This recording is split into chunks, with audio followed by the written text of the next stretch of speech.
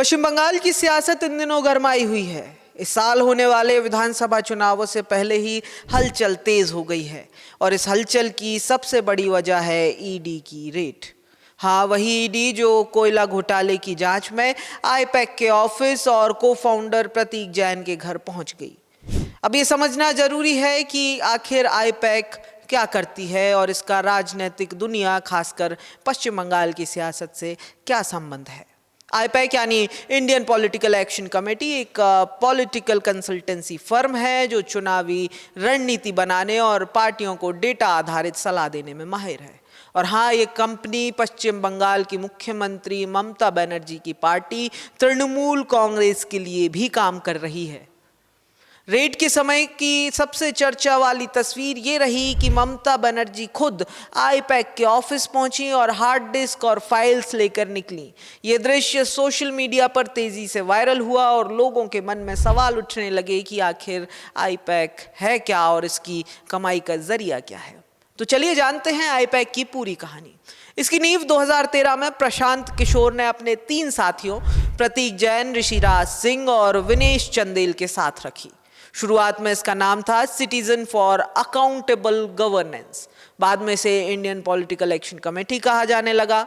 IUPAC का मकसद था राजनीतिक दलों और नेताओं को चुनावी रणनीति, संगठन मजबूत करने और डेटा आधारित फैसले लेने में मदद करना। और इस फर्म ने अपने काम से नाम और प्रभाव दोनों कमाए। 2014 में नरेंद्र मोदी के चुनाव प्रचार के लिए आईपैक ने रणनीति बनाई। फिर बिहार में नीतीश कुमार, पंजाब में अमरिंदर सिंह और आंध्र प्रदेश में वाईएसआर कांग्रेस के जगन मोहन रेड्डी के लिए काम किया। इसके बाद आईपैक पश्चिम बंगाल की ममता बनर्जी की पार्टी के लिए रणनीति बनाने लगी। हालांकि 2021 में प्रशांत किशोर ने आधिकारिक तौर पर इस कंपनी को छोड़ दिया। अब इसके डायरेक्टर प्रतीक जैन, ऋषिराज सिंह और विनेश चंदेल हैं। आईपैक की कमाई का सबसे बड़ा जरिया राजनीतिक पार्टियों और नेताओं को दी जाने वाली कंसल्टेंसी है। चुनाव से पहले और चुनाव के दौरान आईपैक पार्टियों के लिए पूरी तरह से रणनीति तैयार करती है।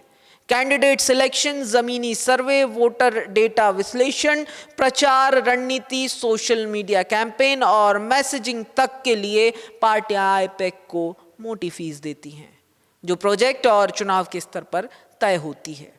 आईपैक एक प्राइवेट फर्म है, इसलिए इसकी सटीक नेटवर्थ सार्वजनिक नहीं है, लेकिन मीडिया रिपोर्ट्स की माने तो बड़े चुनावी प्रोजेक्ट्स और लगातार बढ़ते काम को देखते हुए इसकी वैल्यू करोड़ों रुपए में आंकी जाती है। देश के बड़े राज्यों में चुनावी कैंपेन संभालने और लंबे समय तक पार्टियों के साथ काम करने से आईपैक का प्रभाव और कमाई दोनों लगातार बढ़ते गए हैं।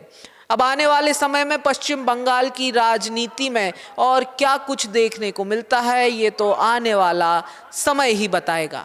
तब तक ऐसी ही इंटरेस्टिंग स्टोरीज के लिए बने रहें द प्रेस हिंदी के साथ। और अभी तक आपने द प्रेस हिंदी को सब्सक्राइब नहीं किया है तो ज़रूर करें, साथ ही बेल आइकन दबाना ना भूलें।